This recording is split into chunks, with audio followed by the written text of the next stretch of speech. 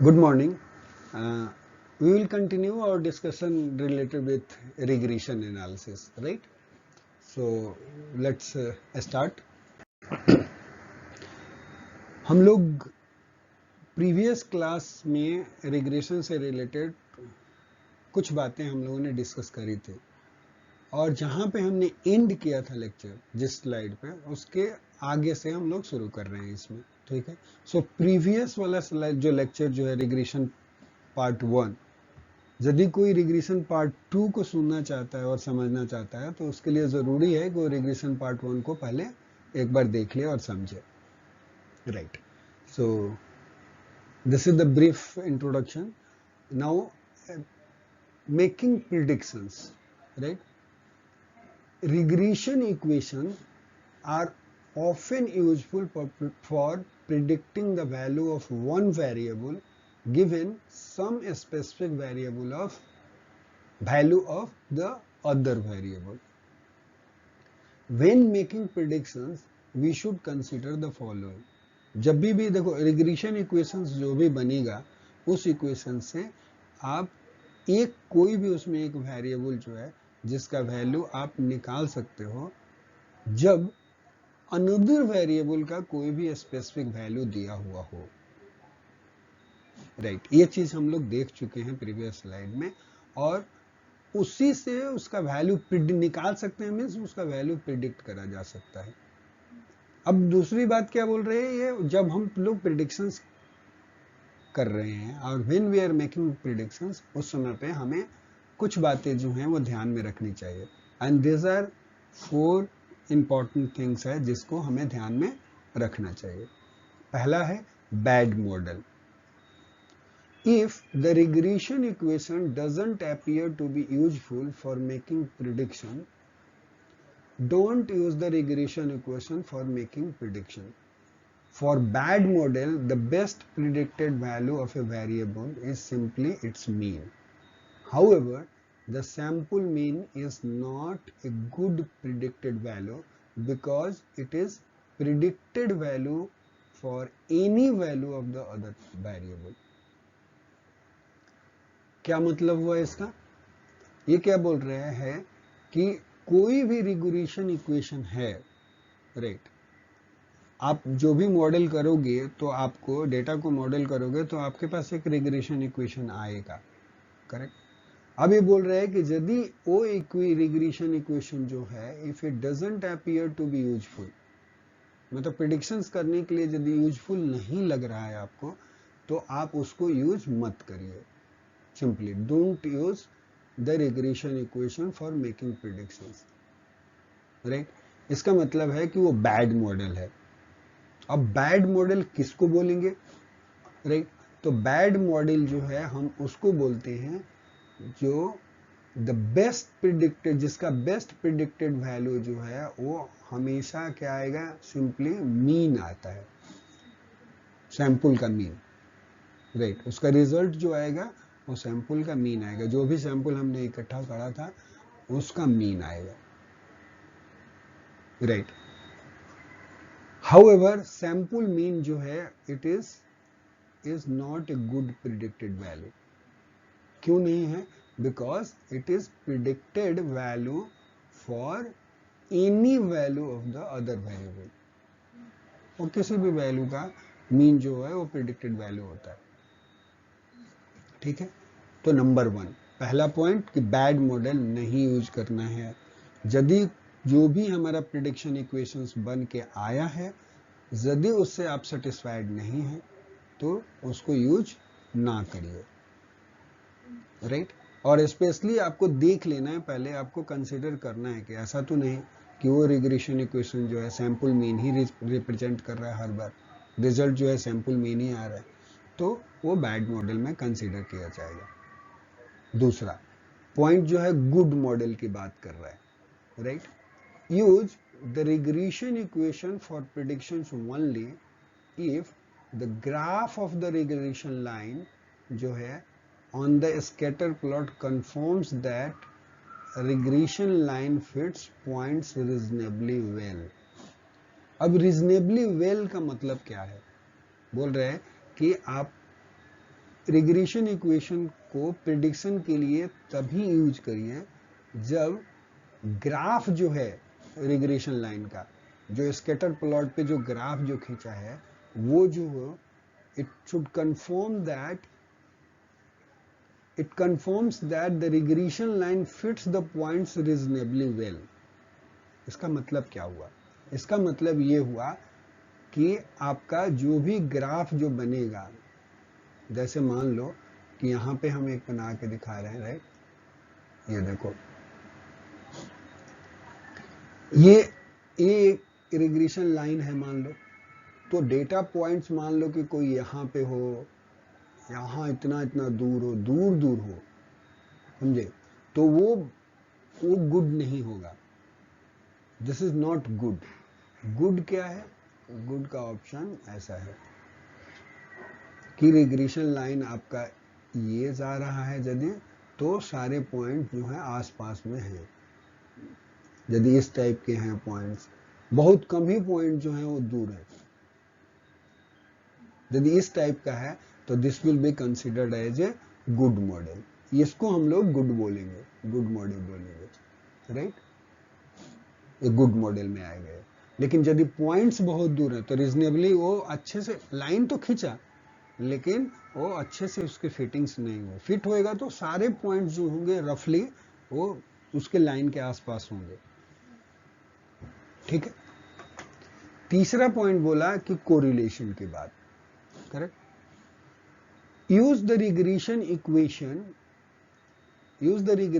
equation for prediction only if the linear correlation coefficient R indicates that there is a linear correlation between two variables. Right? मतलब जो आपको तभी use करना है कि जब R का वैल्यू जो है वो इंडिकेट करता है कि लीनियर कोरिलेशन दोनों वेरिएबल के बीच में है. मतलब ये बोल रहा है कि R का वैल्यू जो होना चाहिए वो ज्यादा होना चाहिए. It should be like 70-80%. मतलब R का वैल्यू जो होना चाहिए बेसिकली इस केस में आपका R जो आना चाहिए, this should be greater than 0. Something like this 0.80 या 0.70 से एबव होना चाहिए. समझ गए? तो इसका मतलब है कि रिग्रेशन जो कोरिलेशन जो है वो 80% कोरिलेशन है. यदि मान लो कि 0.80 है तो, और यदि 0.90, 0.95, 0.99 है तो बहुत बढ़िया, राइट? तो ये कोरिलेशंस के बाद बोले. तीसरा पॉइंट बोला क्या? Scope, right? use the regression line for prediction only if the data do not go much beyond the scope of available sample data. इसका मतलब क्या हुआ कि जैसे मान लो कि आपने आप जो सैंपल डेटा जो आपने इकट्ठा किया था और कोई न्यूमेरिकल वैल्यू हाइट और वर्सेस x और y के बीच का कोई भी रिलेशनशिप आपने निकाला है, तो y is equal to x का निकाला मान लो, तो x का जो वेरिएबल जो था उसका रेंज होगा ना कुछ, कि मान लो कि उसका वैल्यू जो होगा वो 100 से लेकर के 500 के बीच में हो.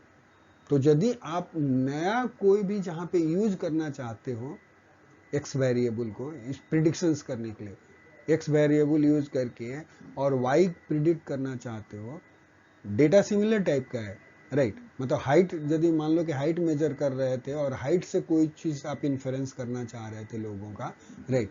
तो हाइट का मेजरमेंट जो होना चाहिए 100 से 500 के बीच में होगा तब तो मॉडल ठीक रहेगा. लेकिन यदि आपने 1000 से लेके 5000 का वैल्यू यदि ले लिया तो उस केस में मॉडल जो होगा वो ठीक नहीं, वो तो प्रिडिक्शन सही नहीं होगा. तो यही बोला, स्कोप की बात बोले. It should be beyond, data जो होना चाहिए, data do not go much beyond the scope of available sample data. समझ में आ गया बात? Clear? Predicting too far beyond the scope of available data is called extrapolation. क्या बोलते हैं? उसको एक्सट्रापोलेशन बोलते हैं, and it could result in bad prediction, right. हमेशा predicting too far beyond the scope of available sample data is called extrapolation. और उस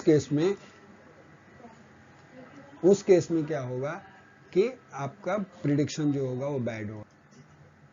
ठीक है, आगे चले फिर। Fine. Figure 10.5 summarizes a strategy for predicting values of a variable y when given some value of x. Figure 10.5 shows that if the regression equation is a good model, then we substitute the value of x into the regression equation to find the predicted values of y. Correct? मतलब ये बोल रहे हैं कि यदि regression equation जो है वो गुड मॉडल है, राइट, यदि गुड मॉडल है तो हम क्या कर सकते हैं, उस केस में we can substitute the value of x and उसके बाद हम वाई के वैल्यू को प्रिडिक्ट कर सकते हैं, राइट। सो एक तो पॉइंट इसने ये बोला क्या, if the regression equation is good model, then we substitute the value of x into the regression equation to find the predicted value of y. However, if the regression equation is not a good model, right, the predicted value of y जो होगा, the predicted value of y is simply y mean. वही bad model की बात बताई थी, right, the mean of the y values. But if y mean मतलब y का जो एवरेज वैल्यू है, average value of y is the best predicted value, it is not very good because it is a predicted value of y for any value of x. तो वो बोला जो हम लोग वहां पर भी बोले थे कि हमेशा कि मीन वैल्यू जो होता है ना वो किसी भी वेरिएबल का प्रेडिक्टेड वैल्यूज होता है, तो इसलिए वो गुड मॉडल नहीं है। Remember this strategy applies to linear pattern of points in a scatter plot. If the scatter plot shows a pattern that is non-linear, not a straight line pattern, other methods apply. समझ गए?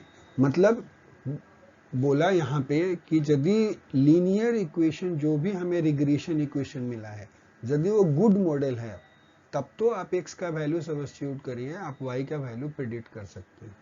लेकिन यदि वो good model नहीं है तो वो हमेशा क्या करेगा कि y का वैल्यू जो आएगा वो सैंपल मीन x का मीन वैल्यू आएगा, लेकिन वो एक अच्छा मॉडल नहीं है। ये याद रखने की बात है। दूसरी बात बोली कि रिमेंबर रखने के लिए, याद रखने के लिए हमें बोला उसने क्या कि remember this strategy applies to linear pattern of points in a scatter plot.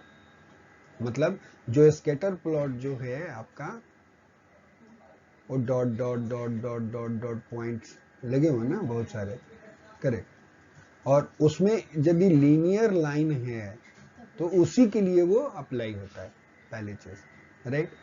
If the scatter plot it says if it shows A pattern that is non linear, मान लो कि इस टाइप का कोई स्कैटर प्लॉट है, right, कि data जो है इस ढंग से अलाइंड है, करेक्ट, तो उस केस में आपका लाइन जो होगा वो लीनियर नहीं, स्ट्रेट लाइन होगा नहीं पैटर्न, करेक्ट, तो वहां पे ये मेथड जो है वो अप्लाई नहीं होगा, करेक्ट। आगे चलो। नाउ देखो ये है टेबल 10.5 जिसको हमने बोला था वहां पे कि जो स्ट्रेटेजी जो है वो बता रहा है strategy for predicting values of y. तो क्या बोला, is the regression equation a good model, right. Answer यदि यस है तो इधर चलना है, नो है तो इधर जाना है। लेकिन ये क्या बोल रहा है, the regression line graphed in the scatter plot shows that the line fits the point well. यदि मान लो कि एक क्वेश्चन है चेक करने के लिए कि क्या लाइन जो रिग्रेशन लाइन जो है, जो भी उस पे स्कैटर प्लॉट पे पॉइंट्स हैं, उसके साथ लाइन जो है fits well with those points, पहली चीज। आर का value, R indicates that there is a linear correlation. And third point क्या है, prediction is not much beyond the scope of the available sample data. समझ गए? पहले स्ट्रेटेजी की क्या बोला, क्या ये गुड मॉडल है? गुड मॉडल कब होगा? पहली चीज की वो लाइन फिट करेगा। आर का वैल्यू जो है वो इंडिकेट करता है कि लीनियर कोरिलेशन है। तीसरी बात कि जो भी प्रिडिक्शंस हम करने जा रहे हैं वो with in the scope of available data है, वो आउटसाइड के स्कोप में नहीं है। इफ इट इज यस, यदि ये पॉइंट का आंसर यस है तो इसका मतलब regression equation is a good model. ठीक है? और यदि गुड मॉडल है तब क्या करना है, substitute the given value of x into the regression equation y hat is equal to b0 plus b1 into x, right? and if this is no, यहां पे no है, इसका मतलब इसके आंसर no है कहीं भी, तो the regression equation is not a good model। तो उस केस में regardless of the values of x, the best predicted value of y is the value of y mean, average, basically mean of the y values। Correct? तो ये है आपका recommended strategy for predicting y. तो ये bad model है, इसलिए इस prediction को हमें यूज नहीं करना है, हमें यही यूज करना है। ठीक है जी, आगे चलें।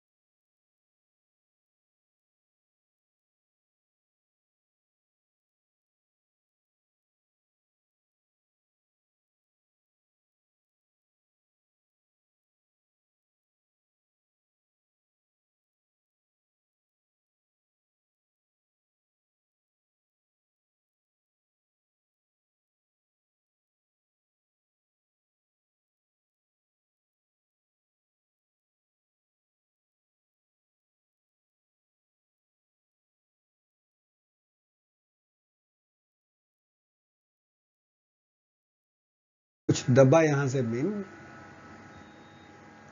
ओके ठीक है, तो हम लोग आउटलायर डिस्कस कर रहे थे। सो अभी क्या, in a scatter an outlier is a point lying far away from the other data points. एक चीज, paired sample data may include one or more influential points, which are points that strongly affect the graph of regression line.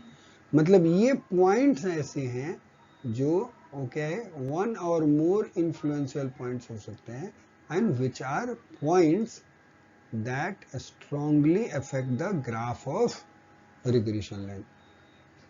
मतलब regression line का जो graph जो जाएगा, जो line जो जाएगा, उसको इन्फ्लुएंस कर देते हैं कि इधर से जाएगा इधर से जाएगा। कुछ ऐसे पॉइंट्स होंगे जो बिल्कुल फार अवे हो जाएंगे, लेकिन आउटलायर नहीं है।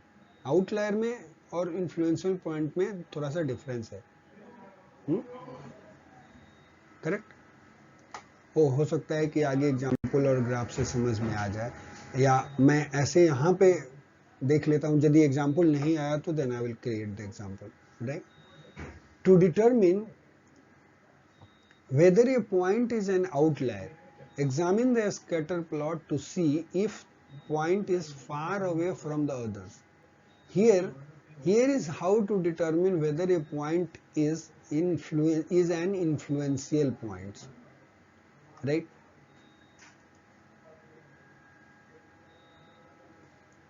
How to determine influential point, right? क्या करना है आपको? First graph the regression line resulting from the data with the points included, right. Then graph the regression line resulting from the data with that point excluded.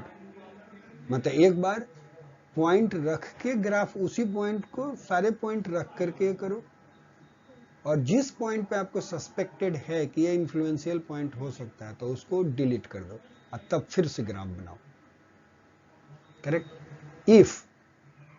If the regression line changes by a considerable amount, the point is influential. समझ गए? Clear? तो पहला काम क्या करना है कि उस पॉइंट को इंक्लूड करते हुए रिग्रेशन लाइन खींचना है और उसका इक्वेशन निकालने हैं, और एक बार दूसरी बार में पॉइंट को एक्सक्लूड करके उसका ग्राफ जो है खींचना है, करेक्ट। हाँ, और यदि आर का वैल्यू उसमें ज्यादा डिफरेंस है, राइट, रिग्रेशन लाइन जो है वो चेंज हो रहा है बाय कंसिडरेबल अमाउंट, राइट, तो आपको उस पॉइंट को इन्फ्लुएंशियल पॉइंट कंसीडर करना है। चलो आगे। इन्फ्लुएंस, अच्छा बहुत बढ़िया। इन्फ्लुएंशियल पॉइंट का एग्जांपल भी है। Consider the 9 pairs of jackpot oblique ticket data from table 10.1 in the chapter problem. The scatter plot located to the left below shows the regression line. Correct. ये इसका graph है jackpot versus ticket, और ये इसका regression line का graph है, right. If we include the additional pair of x is equal to 980 and y is equal to 12, we get the regression line shown to the right below. यदि वो बोला कि मैंने एक एक्स्ट्रा पॉइंट इंक्लूड कर लिया 980 और y का वैल्यू उस केस में 12 था, राइट, तो क्या हो रहा है, we get this regression line. अब रिग्रेशन लाइन क्या बन गया, ऐसे बन गया। समझ में आ गया? Correct. The additional point 980, is an influential point because the graph of the regression line did change considerably in the right graph. Compare the two graphs to see clearly that addition of this one pair of values has a very dramatic effect on the regression line. So that so that additional point is an influential point. समझ में आ गया? The additional point is also an outlier because it is far from the other point. अब देखो ये चीज है, पहली चीज तो ये है कि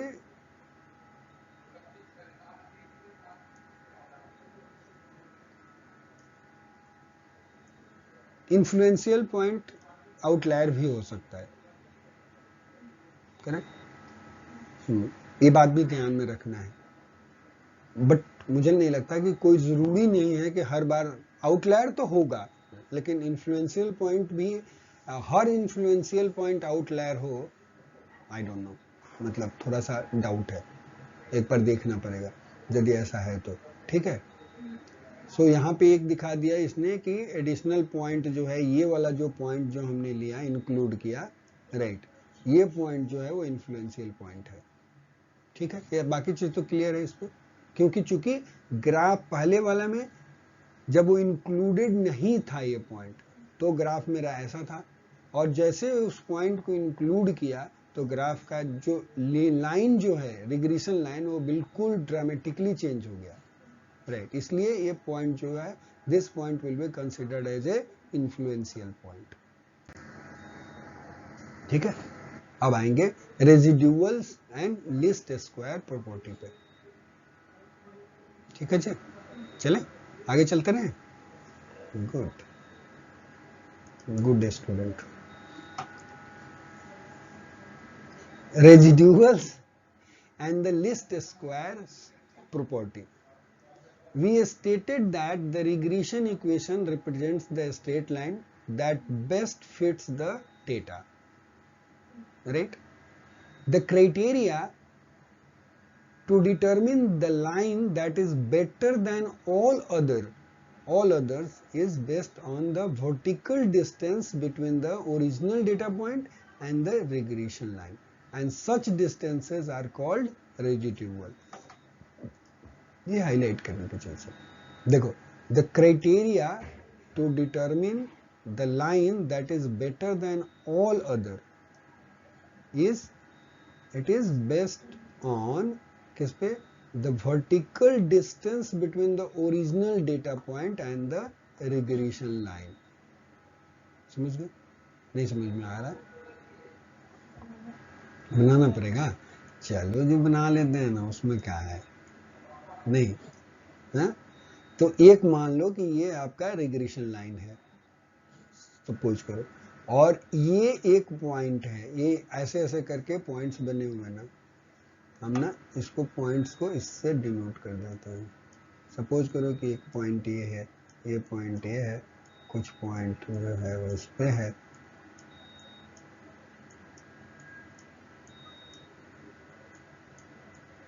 ऐसे ऐसे पॉइंट्स हैं।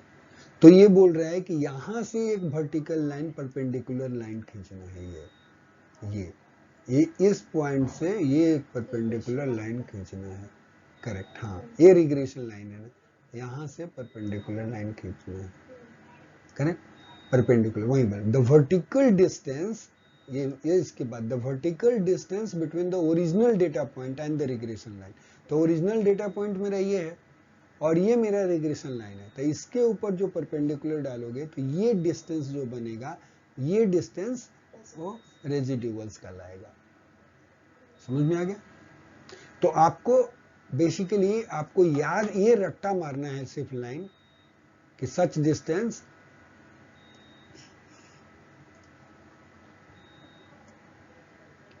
Are called रेजिड्यूअल्स। ये लाइन रट्टा मारना है, क्या? Vertical distance between the original data points and regression line is called residual. Vertical distance between the original data points and the regression line.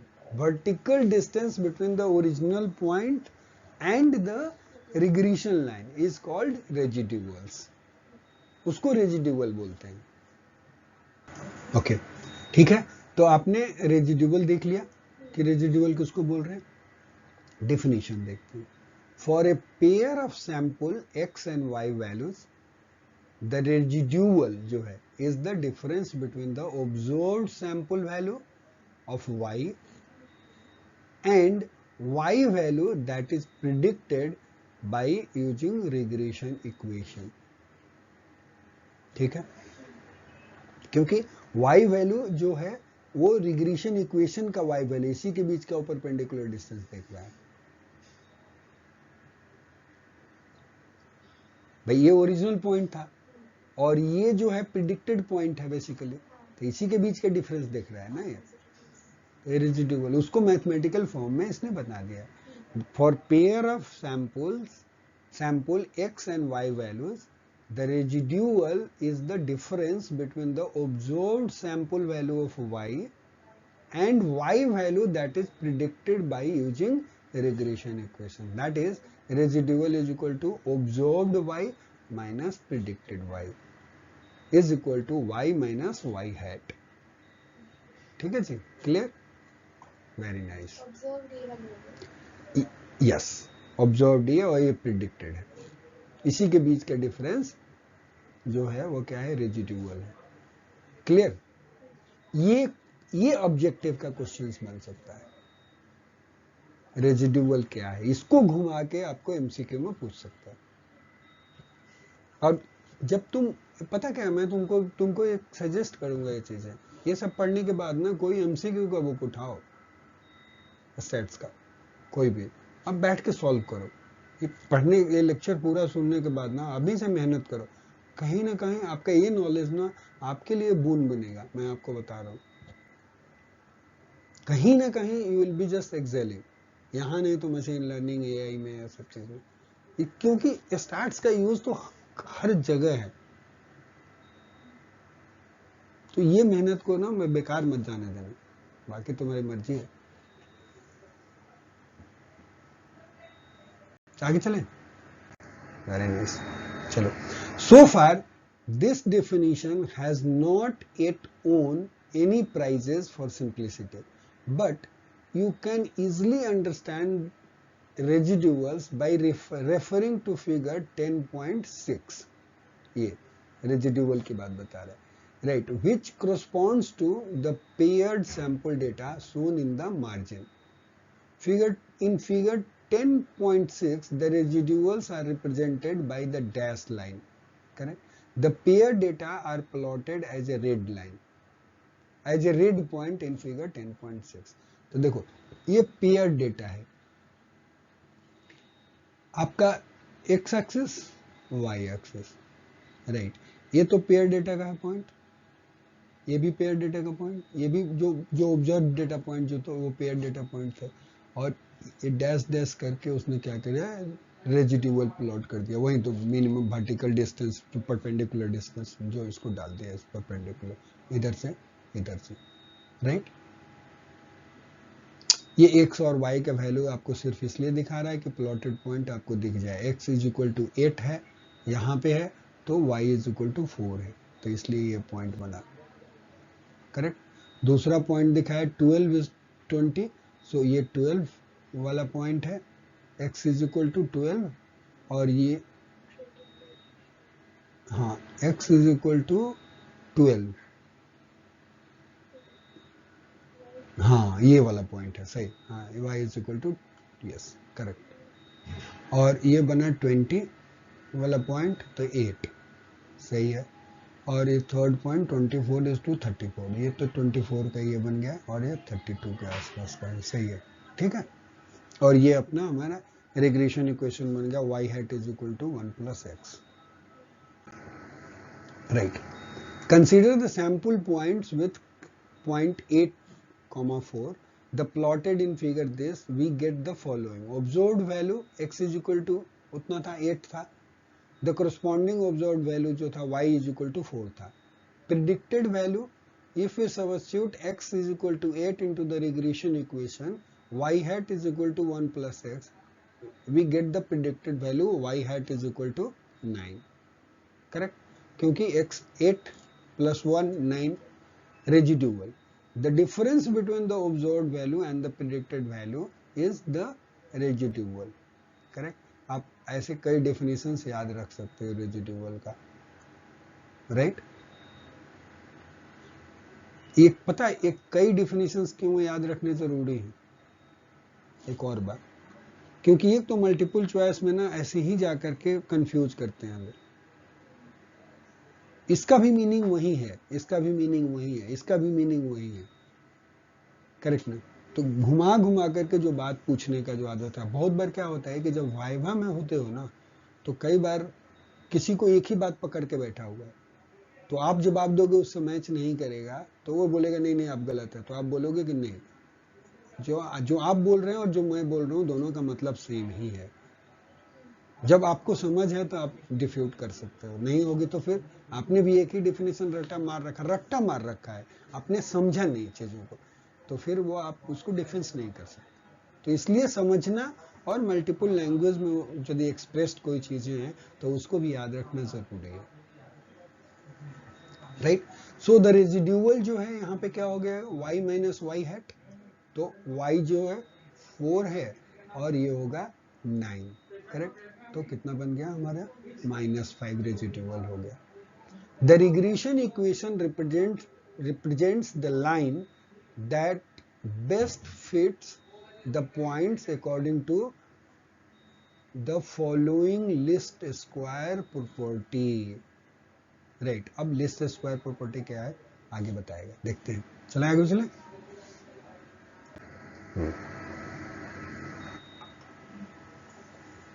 Okay so ठीक है।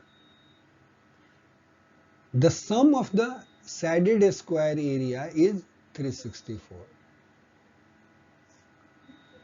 ठीक है, which is the smallest sum possible, use any other straight line, वही जो मैंने अब आपको example करके दिखाया, लाइन खींच खींच करके दिखाया ना, use any other line and shaded square area will combine to produce an area larger than the shaded area 364, इसलिए वो बेस्ट फिट था, जो अभी मैंने आपको लाइन खींच करके बता दिया ए बी सी में से, राइट, कि जिसका सबसे स्मॉलेस्ट, जिसका सम जो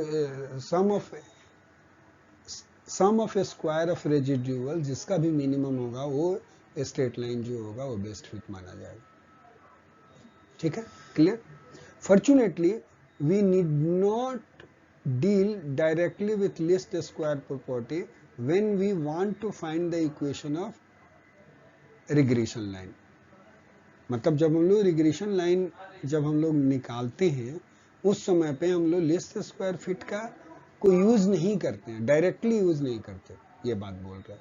रिग्रेशन लाइन का इक्वेशन है निकालने का, वो मैथमेटिकल फॉर्मूला है जो आपने देख लिया था कि एक आर का वैल्यू निकालना है और b0 plus b1 into x करना है, राइट, तो वो हो जाता है, right. Calculus has been used to build least square fit form, calculus has been used to build the list square property into formula 10.3 and 10.4. Because the derivation of this formula require calculus, we don't include the derivation in the text. मतलब हम लोग उसको derive नहीं कर रहे हैं, basically list square का formula derive नहीं कर रहे हैं, लेकिन जो फॉर्मूला 10.3 और 10.4 है उसमें उसको उस फॉर्मूला को डेराइव करने के लिए कैलकुलस यूज हुआ है, ठीक है जी, आगे बढ़े। Residual plots, in this section and the preceding section we listed simplified requirements for the effective analysis of correlation and regression results, correct. We noted that we should always begin with a scatter plot and we should verify that the patterns of point is approximately a straight line pattern, right. We should also consider outliers. A residual plot can be another helpful tool for analyzing correlation and regression result and for checking the requirement necessary for making inferences about correlation and regression. बाकी tool के अलावा ये बोल रहा है कि residual plot भी जो है, करेक्ट, इसको भी अनदर हेल्पफुल टूल है, किस चीज के लिए, for analysing correlation and regression result, and for checking the requirements necessary for making inferences about correlation and regression. ठीक है, करेक्ट डिफिनीशन. फिर ए रेजिड्यूअल प्लॉट क्या है? Is a scatter plot of the xy values after each of the y coordinate value has been replaced by the residual value y minus y hat. ठीक है, क्या किया इसने? y कोऑर्डिनेट को किससे रिप्लेस कर दिया? y माइनस y हैट से, where y hat denotes the predicted value of y. That is a residual plot is a graph of point x comma y minus y hat. समझ गए? To construct a residual plot, draw a horizontal reference line through the residual value of 0. Correct? Then plot the paired values of x and y minus y hat. Because the manual construction of residual plots can be tedious, the use of technology is strongly recommended. मतलब आप उसके लिए software use कर लो, लेकिन क्या बताया आपको कि यदि आपको मैनुअल समझ में आना चाहिए, ये जरूरी है. जैसे देखो यहाँ पे यदि बनाना हो हमें रेजिड्यूअल प्लॉट, तो ये बोल रहा है कि जो ये तो इस एक्सिस पे तो एक्स होगा, करेक्ट. यहाँ तो आपका एक्स आ गया, और इस एक्सिस पे आपका बना y minus y hat, correct. ये इस एक्सिस पे गया, राइट. तो ये बोल रहे हैं कि यहाँ पे जहां पे रेजिड्यूअल का वैल्यू 0 है वो एक्सिस बना लो. यहाँ पे ये रेजिड्यूअल का वैल्यू ये एक्सिस से शुरू होगा. अब रेजिड्यूअल का वैल्यू इधर उधर प्लॉट करते रहो, ऐसा.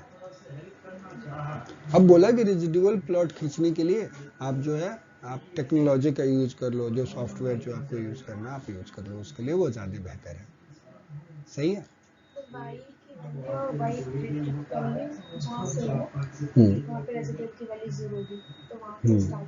राइट, ठीक है.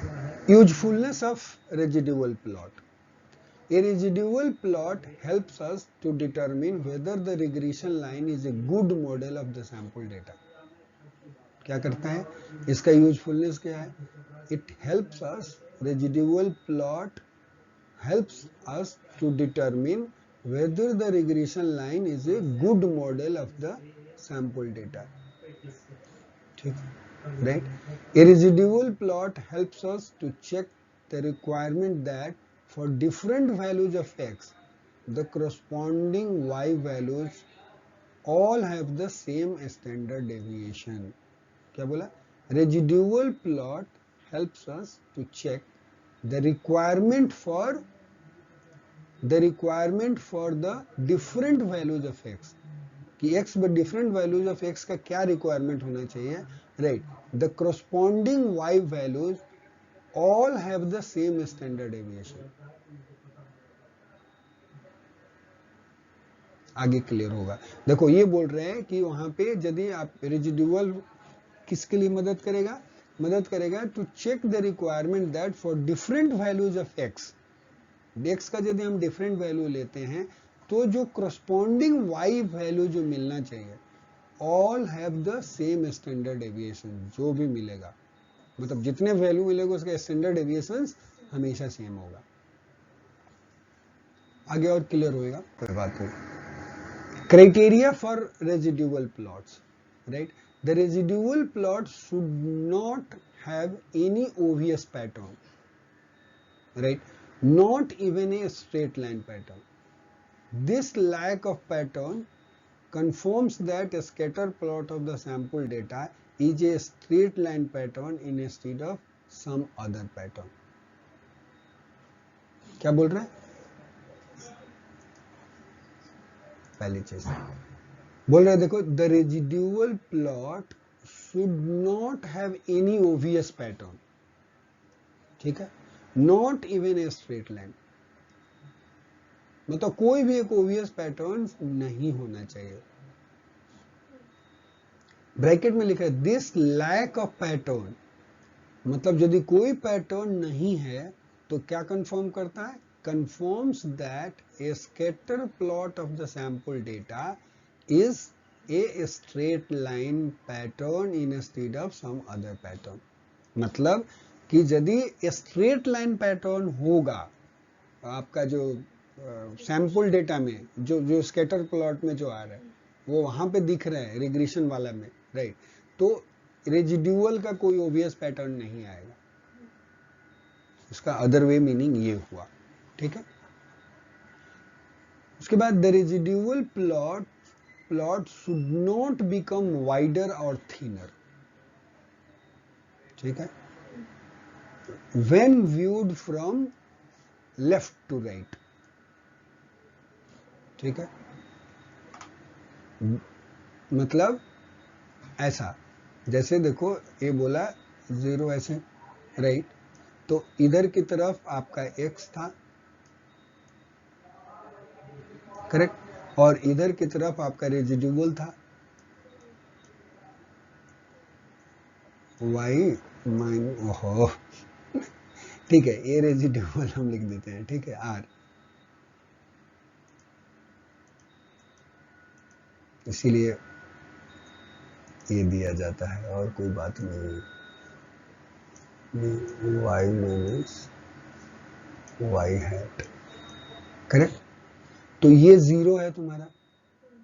तो ये बोला कि रेजिड्यूअल प्लॉट जो है, residual plot should not become much wider और thinner when viewed from left to right, या इधर से लेफ्ट, ये लेफ्ट है, लेफ्ट से राइट, इधर की तरफ यदि व्यू कर रहे हो तो ना ही ये थिनर होना चाहिए और ना ही थिकर होना चाहिए। मतलब थिनर और थिकर कब होगा कि यदि मान लो कि ये पॉइंट जो इधर की तरफ दिखने लगे कुछ, राइट,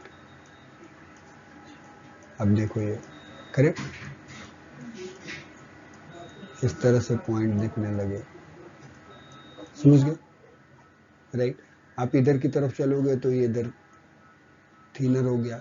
दूसरा पैटर्न क्या हो सकता है कि इधर की तरफ ज्यादा पॉइंट हो, राइट, और धीरे धीरे इधर की तरफ बढ़े तो नीचे की तरफ चलता जाए, ये पॉइंट ऐसे करके ऐसे करके ऐसे करके इस टाइप का कोई पैटर्न ले ले, तो ये नहीं होना चाहिए, ये बात बोला, दिस कन्फर्म, ये नहीं होना चाहिए, this should not be like, ना ही ये ऐसा होना चाहिए, मतलब ये भी नहीं चाहिए मुझे और ना ही ये चाहिए, करेक्ट, राइट, यदि ऐसा नहीं है तो then this confirms the requirement that for different fixed values of x the distribution of corresponding y values all have the same standard deviation, मतलब इस टाइप का पैटर्न नहीं है। तो अब देखो यहां पे एग्जामिनर मल्टीपल साइज क्वेश्चन बना सकता है, पैटर्न दे दे और यही बात पूछ ले कि सेम है कि नहीं है स्टैंडर्ड डेविएशन, एक्स को चेंज करेंगे तो कौन सा ग्राफ क्लियरली और करेक्टली डिपिक्ट करता है, राइट ना, तो एग्जामिनर ऐसे पूछ सकता है।